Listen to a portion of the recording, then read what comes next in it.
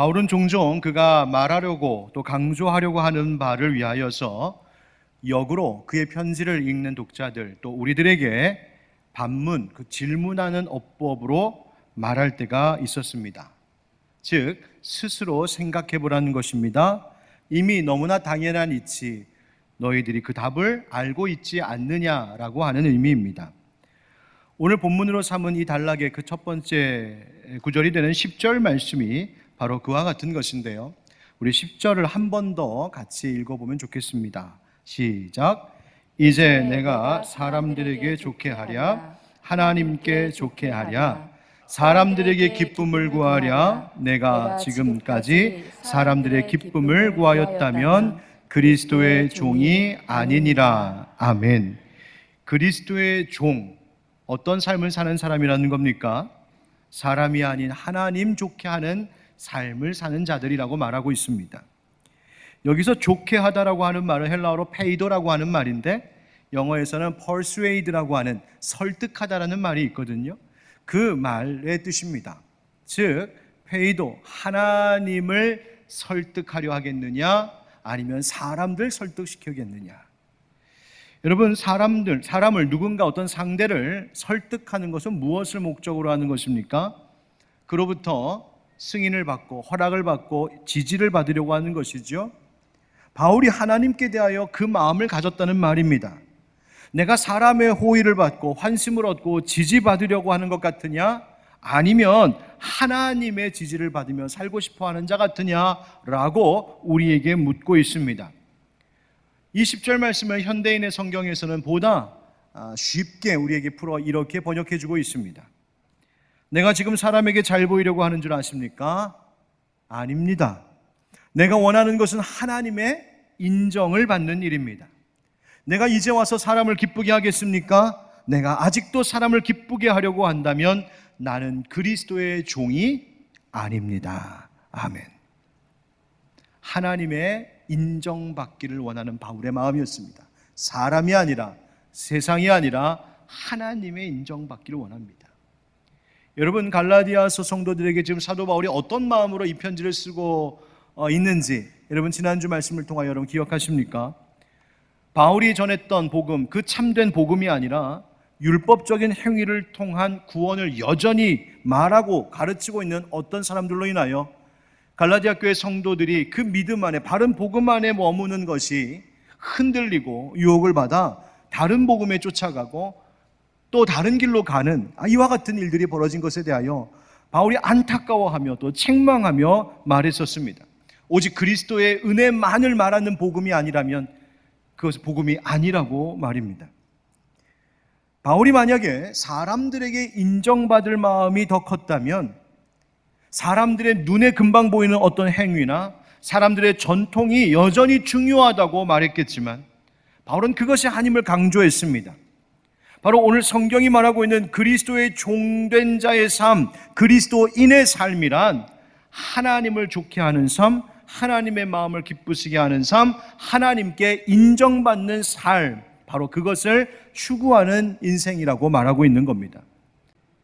여러분, 우리 스스로에 대해서 한번 생각해 보세요. 나는 과연 하나님께 인정받는 삶을 살고 싶어 하는가? 아니면 여전히 사람들에게 인정받으려고 하는 그 욕구에 늘 매여서 사람에게서 얻는 칭찬과 인정, 거기에 항상 갈증을 느끼며 살고 있지는 않은지 우리 자신 한번 냉정하게 돌아볼 필요가 있습니다. 여러분 어떻습니까? 혹시 사람을 기쁘게 하고 사람을 즐겁게 하여 사람과 세상에게서 얻고자 하는 그 인정에 여전히 목말라서 그것이 마치 내 삶 속에 내 영혼의 블랙홀처럼 다른 모든 것들을 끝없이 다 삼켜버리고 있는 그런 안타까운 삶을 여전히 살아가고 있는 우리들의 모습은 없습니까? 바울은 자기가 전하고 있는 그 복음이 참 복음이라고 하는 이 복음의 진정성, 그리고 자기가 예수님께로부터 부름받은 사도라고 하는 이 사도성에 대하여, 사도권에 대하여서 강조하면서 그 다음 갑자기 오늘 본문에서 자기의 삶을 간증하기 시작합니다. 그래서 오늘부터 이제 나눌 말씀은 바울의 간증 가운데 일부예요. 그런데 여러분 생각해 보세요. 왜 바울이 자신의 이야기를 들려주려고 했을까요? 야, 날 좀 봐라. 내가 이렇게 대단한 삶을 살아왔다. 날 좀 봐라. 나 꽤 괜찮지 않니? 인정해라. 칭찬 좀 해줘라. 여러분 그런 의도로 간증하고 있을까요? 아니요, 그렇지 않습니다. 오히려 바울의 간증이 담겨져 있는 이 말씀을 읽어보면 자기 과거의 부끄러운 모습들을 여과 없이 다 드러내고 있습니다. 자기를 드러내려고 했다면 그런 것 다 감추고 이야기했었겠죠. 그런데 그것이 아니었습니다. 바울이 자기의 이야기를 들려주고 있는 것은 다름 아닌 바로 예수 그리스도를 따르는 자로 회심한 변화된 바울의 그 삶의 이야기 자체가 하나님께 인정받는 삶이 무엇으로 되는지를 우리에게 드러내주고 있기 때문에 바울은 자기의 부족했고 어리석었던 모습도 자신의 모든 것들을 다 열고 이야기해주고 있는 겁니다. 오늘 말씀 함께 나누면서 우리의 삶이 사람과 세상을 향하여 있는 삶이 아니라 하나님의 기쁨이 되고 하나님의 인정받기를 원하는 삶으로 변화되어가는 그 은혜가 있기를 예수님의 이름으로 축원드립니다. 한번 따라하실까요? 알면서도 잘 못하는 일, 알면서도 잘 못하는 일, 사람들에게 좋게 하랴 하나님께 좋게 하랴. 여러분이 이 질문에 뭐라고 답하시겠습니까? 우리 모든 그리스도인의 답은 분명합니다. 당연하죠. 하나님께 좋게 하는 삶을 살아야죠. 이것에 동의하지 않는 그리스도인은 아마 없으리라 생각합니다. 그런데 생각은 그렇게 하고 말은 그렇게 하면서도 우리 어떻게 살고 있을까요? 참 잘 알면서도 그렇게 못 살고 있는 모습이 바로 이것입니다. 그렇지 못한 우리의 모습이 너무나 많이 보이기 때문인 것이죠. 여러분 왜 그럴까요? 사람이 아닌 하나님 좋게 하나님 기쁘시게 하는 삶을 살아야 하는 줄 알면서도 여전히 사람들에게서 인정받고 사람들에게서 칭찬받는 것, 그거 위하여 삶의 방법들을 늘 선택하며 사는 우리의 연약한 모습, 왜 그런 것일까요? 그것은 하나님에 대하여 갖는 두려움보다 여전히 사람과 세상에 대하여 갖는 두려움이 더 크기 때문입니다. 세상과 사람이 나에게 보이는 반응들은 바로바로 다가옵니다. 사람들이 나를 바라보는 시선도 바로 느껴지고 사람들이 나에 대해서 말하는 소리가 금방 귀로 들려오고요. 사람들과 세상의 반응들은 피부에 와닿듯이 내게 금방 느껴집니다. 그래서 지금 당장 사람들에게 거절당하는 것이 너무 싫습니다. 사람들에게 미움받는 것이 너무 싫습니다. 당장 지금 손해보는 게 싫고 배고파지는 것이 싫습니다. 지금 당장 어려움을 당하면 그것이 불편하고 그것이 힘들고 고통스러우니까 머리로는 하나님 기쁘시게 하는 삶을 살아야 된다고 알면서도 나는 오늘 또다시 사람을 기쁘게 하고 사람의 마음을 얻는 이 일을 위하여 손을 뻗고 내 발걸음이 거기로 향할 때가 있는 겁니다.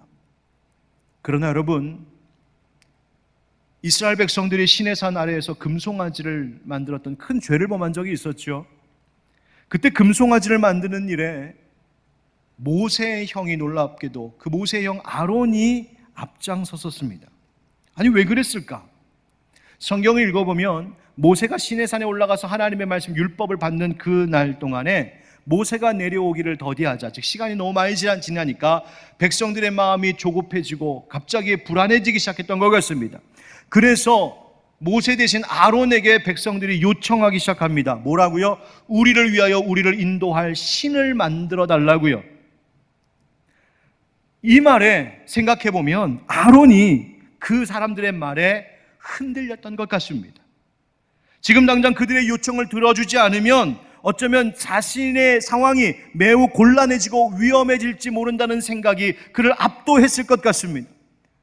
사람들 때문에 그 사람들의 말이 두려워서 그래 한번 해보자 자기가 앞장선 것 같습니다.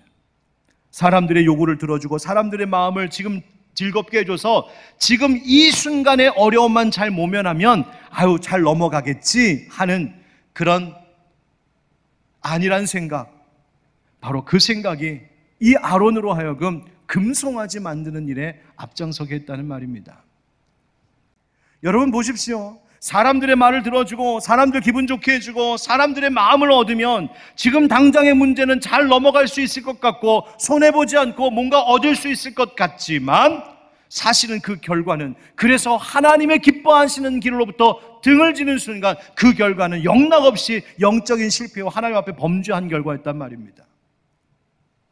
10절 말씀에 대하여 칼빈은 그의 주석에 이렇게 이 10절의 말씀을 다시 설명해 주었습니다.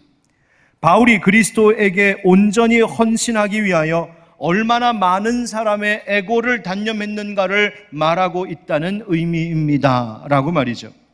애고라고 하는 이 한자 말은 사실 요즘 잘 쓰는 말은 아닌데요, 사랑 애자에다 돌볼 고자를 써서 사랑으로 돌본다 그런 뜻입니다. 그러니까 바울이 이렇게 말했다는 거예요. 10절에서 뭘 말하고 싶었던 것이냐면, 사람들의 사랑받는 것 좋고 사람들의 돌봄받는 것도 좋겠지만 나는 그거 단념했다는 겁니다. 누구 때문에? 그리스도를 위하여. 만약 내가 사람들에게 사랑을 받고 사람들에게 돌봄을 받는 것이 예수 그리스도와 그분의 참 복음을 전하는 것에 조금이라도 방해가 된다면 나는 그거 단념해버리겠다. 왜 그랬습니까? 사람의 마음을 얻는 것보다 하나님께 인정받는 것이 먼저였기 때문입니다. 내가 아무리 사람들에게 사랑을 받고 아무리 사람들에게 인정받고 사람들의 돌봄을 받는다 할지라도 정작 하나님을 기쁘시게 하는 일에 실패한다면 그 모든 애고가 다 소용없는 일이기 때문이었습니다. 바로 바울의 그 단호함을 말해주고 있는 10절의 말씀이에요. 여러분 잊지 마십시오. 세상과 사람에게서 인정받으려고 하는 것, 물론 나쁜 일은 아닙니다만 그것 때문에, 그것이 내 삶의 선택의 항상 최우선의 기준이 되고 늘 그것 쫓아다니고 거기에 목말라서 살아가다 보면 결국 하나님도 기뻐하시지 아니하시고 내가 그렇게 기대를 걸었던 사람과 세상도 오히려 나에게 더 큰 실망을 안겨다 준다는 사실 잊지 말아야 됩니다. 여러분, 그렇다면 하나님을 기쁘시게 하고 하나님께 인정받는 삶, 하나님을 기쁘시게 하는 그 삶을 살려면 어떻게 해야 될까요? 먼저 우리 한 가지 꼭 기억할 것 있습니다. 따라합시다. 사람의 열심으로는 될 수 없는 일. 사람의 열심으로는 될 수 없는 일. 여러분, 바울은 하나님에 대하여 대단한 열심을 가진 사람이었습니다. 배움에 있어서, 하나님의 율법을 배움에 있어서, 실행함에 있어서 최고였고, 유대교의 종교적인 그 행위를 실천함에 있어서도 최고였던 이가 바울이었어요. 그런데 그렇게 열심이었으면, 그렇게 열심을 냈으면 그것이 하나님께 기쁨이 될 만한데 그렇지 않았답니다. 오히려 인간의 열심이, 바울의 이 열심이 하나님을 대적하는 일이 되었고 주님의 몸된 교회를 핍박하는 일이 되었죠. 바울도 그래서 부끄럽지만 지금 자백합니다. 13절 14절에 내가 이전에 유대교회에 있을 때에 행한 일을 너희가 들었거니와, 엄청 유명했던 모양이에요. 하나님의 교회를 심히 박해하여 멸하고 내가 내 동족 여러 연갑자보다 유대교를 지나치게 믿어 내 조상의 전통에 대하여 더욱 열심히 있었으나. 아멘. 무엇이 있었다고요? 열심히 있었대요. 여러분, 말씀 중에 눈에 띄는 구절이 있죠. 내가 내 동족 중 여러 연갑자보다 유대교를 지나치게 믿었다. 바울이 말하는 거예요. 내 동년배들보다, 내 나이 또래의 다른 어떤 유대교인들보다 지나치게 믿었다는 말은 뭐냐면 내가 그들보다 항상 앞서 있었다는 이야기입니다. 마치 학교 반장처럼, 요즘은 회장이라고 하죠. 마치 회장처럼 항상 그 앞에 있었다는 거예요. 내가 마치 전쟁터에 나갈 때 선봉장이 되어서 앞으로 전진하던 것, 마치 진두지휘하면서 나아갔던 대장처럼 내가 유대교회에 있어서 내가 그런 사람이었노라고 말하고 있어요. 얼마나 열심을 냈길래, 얼마나 충성했길래. 그런데 그것이 지금 되돌아보니 다 회개할 일이 되어버렸습니다. 왜 그렇습니까?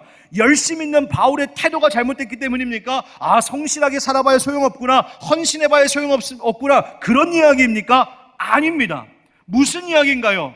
무엇을 위한 열심이었느냐, 그 열심의 대상과 목적이 어디에 있었느냐가 문제였다는 말입니다. 바울이 보였던 열심, 무엇을 위한 열심이었나요? 그는 그때 하나님을 자신이 위한다고 생각했을지 모르겠습니다. 그러나 예수 믿고 거듭나서 보니까 그것은 오히려 자기 자신에 대한 일에 불과했습니다. 하나님의 일이 아니라 사람의 일뿐이었습니다. 사람의 노력, 사람의 행위, 사람의 만족. 그가 바울 되기 전 사울이었을 때 그는 정말 하나님을 위하고 민족을 위하고 유대교를 위한다고 생각했지만 사실은 그저 그것은 종교를 위한 일이었고 그냥 그곳에서 사람들에게 인정받고 칭찬받는 자기만족, 자기를 위한 일에 불과했습니다. 열심의 대상이 하나님이 아니라 자기, 그리고 사람, 세상이었던 것이죠. 결국 그것이 하나님의 교회를 핍박하는 일이 되었어요. 대표적인 예로 스데반 집사가 돌에 맞아 순교했을 때 그 자리에 뒤에서 그 모든 것들을 지켜보면서 그 모든 것들을 다 지도했던 것들, 그런 일들을 벌였던 이가 바로, 앞장섰던 이가 바로 바울 되기 전에 사울이었지 않습니까? 사랑하는 성도 여러분, 사람의 행위가 결코 하나님을 기쁘시게 하지 못합니다. 사람의 칭찬과 세상적인 자랑이 하나님 앞에 내세울 것이 못 됩니다. 왜 그럴까요? 그러한 것들은 절대로 하나님 앞에 나를 변화시키지 못하기 때문입니다.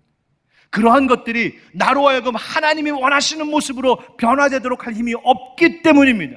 그러한 것들은 절대로 나를 하나님께로 가까이 이끌어가는 일에 도움되는 것들이 아니기 때문에 그렇습니다. 오히려 내가 한 행위와 노력과 수고가 쌓이고 쌓이면 쌓일수록 오히려 하나님과 나 사이에 담장이 되어버립니다. 그것으로 인하여 하나님이 가려져 더 이상 보이지 않게 되고 결국에는 그 담장이 내 앞에서 마치 사람이 공들여 쌓은 탑처럼 점점점 높아져서 하나님을 바라봐야 될 내 시선이 내가 쌓은 그 공들여 쌓은 탑에만 머무르며 하나님의 은혜를 저버리는 일이 있기 때문입니다. 여러분 각자 다시 한번 생각해 보세요. 목사님, 저는 여지껏 한 번도 열심히 산 적이 없습니다. 말씀하실 분 계십니까? 여러분, 얼마나 열심히 사셨습니까? 지금 살아오는 이 시간까지 얼마나 열심히 살아오셨어요. 애쓰고 수고하고 노력하며 살아왔습니다. 땀 흘려 살아왔고 눈물 흘리며 애쓰며 살아왔습니다. 그런데 여러분, 그 삶으로 여러분 만족하십니까? 그것으로 하나님을 기쁘시게 하고 그것으로 하나님을 만족시켜드리고 있다고 여러분 확신하실 수 있습니까? 아니지 않습니까? 열심히 신앙생활하고 열심히 일상생활하는 것, 수고하는 사람의 노력이나 열심이 필요 없거나 무의미하거나 무가치하다는 말이 아니에요. 오해하지 마십시오. 내가 열심히 살아가는 그 성실함이 무의미하다는 말이 아닙니다. 다만 사람의 어떤 행위와 사람의 어떤 열심보다 하나님께서 더 원하시는 것이 있다는 말입니다. 사람의 열심보다 더 중요하고 하나님이 더 우리에게 원하시는 것이 뭘까? 그것은 내 행위와 노력, 내 자격 조건, 내 소유, 내 실력 아무 상관없이 그저 난 네가 너무 좋아, 난 너를 너무 사랑해, 그 마음으로 먼저 일방적으로 조건 없이 하나님의 아들을 내어주신 아버지 하나님의 사랑을 아는 것, 그 사랑을 받아 기뻐하는 것, 오늘도 그 사랑 때문에 가슴 설레이며 콩닥콩닥 뛰는 가슴 가지고 주님 앞에 나와 예배하는 것. 하나님은 인간의 어떤 행위와 노력보다 어떤 수고와 열심보다 난 그냥 하나님 사랑해요, 난 그냥 하나님이 너무 좋아요, 그 마음 가지고 서 있는 삶을 하나님이 원하신다는 말입니다. 그래서 따라하십시다. 하나님의 은혜 안에 홀로 서야 되는 일. 하나님의 은혜 안에 홀로 서야 되는 일. 바울이 11절 12절에서 자신이 전하는 복음은 사람이 만든 것 아니고 사람에게서 받은 것도 아니고 사람에게서 배운 것도 아니라고 말합니다. 왜 그렇게 말할까요? 왜 이걸 자랑처럼 얘기할까요? 왜냐하면 사람이 만들고 사람이 전해주고 사람이 배운 것은 반드시 흠이 있고 결핍이 있기 때문입니다. 온전치 않기 때문에 그렇습니다. 그래서 바울은 자기가 전하는 이 복음이 얼마나 확실한 것인지를 보증해 줄 수 있는 삶의 한 이야기를 들려주고 있습니다. 그것이 15절부터의 말씀이에요. 그러나 내 어머니의 태로부터 나를 택정하시고 그의 은혜로 나를 부르신 이가. 여러분, 하나님을 뭐라고 말하냐면 나를 태에 있을 때부터 나를 택정하시고 나를 은혜로 부르신 하나님이라고 고백하고 있습니다. 내가 낳은 것은 하나님의 은혜랍니다. 여러분, 태중에 있는 아이가 뭘 할 수 있겠습니까? 제가 새 키워봤잖아요. 뱃속에 있는 애 하는 거, 발로 차는 거, 그거 하더군요. 여러분, 뱃속에 있는 아이가 뭘 할 수 있겠습니까? 그런데 그 아이, 태중에 있는 아이를 위하여 하나님이 택하여 은혜로 불러주셨답니다. 사람의 노력과 행위가 아니라 오직 하나님의 은혜로 나 되었다고 지금 이야기하는 겁니다. 뿐만 아니라 16절에 하나님께서 자기 속에 예수 그리스도 그 아들을 나타내시기를 기뻐하셨다고 말하고 있습니다. 자기에게 예수님을 알게 하시고 십자가 은혜와 사랑을 깨닫게 하시고 예수 안에 있는 부활의 기쁨과 소망도 주시고 예수님 닮아가게 하시고 예수님을 이방에게 전하게 하는 이 성령의 역사, 이것을 기뻐하고 감사하는 삶 속에 바로 하나님이 인정하시는 삶의 이야기가 시작되더라는 것입니다. 이 은혜를 아는 바울은 더 이상 사람에게 의지하지 않고 오직 주님만 바라보기 시작하죠. 16절에 보니까 끝에 내가 곧 혈육과 의논하지 아니했다 이야기합니다. 이 말이 예사롭지 않은 것은 유대인들은 혈육을 중요하게 여겼어요. 내가 아브라함의 핏줄이야, 하나님의 택함 받은 백성이야, 자랑스럽게 여겼습니다. 어느 집안 어느 가문, 내가 어느 쪽에서 공부하고 어느 배경과 출신을 가진 사람이야, 이게 자랑거리였던 사람들입니다. 그런데 바울이 뭐라고 말합니까? 나 혈육과 이제 의논하지 않고 내 길 갑니다. 버렸다는 겁니다. 출신 배경 더 이상 의지할 것 아무것도 아니라고요. 그렇게 중요하게 여겼던 것이 예수 믿고 나니까, 예수님 만나고 나니까, 거듭나고 나니까 그것들 다 아무것도 아니더랍니다. 뿐만 아니라 자기 예루살렘으로 가지 않았답니다. 사도된 자들을 만나려고 예루살렘으로 가지 않았다. 이 말은 뭡니까? 내가 사람 인맥을 의지해서 어떻게든 사도들 줄 잘 타서 내가 뭐 좀 한번 해보겠다고 그런 욕망, 그런 거 다 버렸다는 겁니다. 위대한 사람들 만나서 알면 사진도 찍고 싶고 사인도 받아놓고 싶고 악수하면서 사람들에게 자랑하고 싶은 것이 인간의 욕망인데 그걸 아무 쓸모 없답니다. 다 버렸답니다. 대신 어디로 갔다고요? 아라비아로 갔다고요.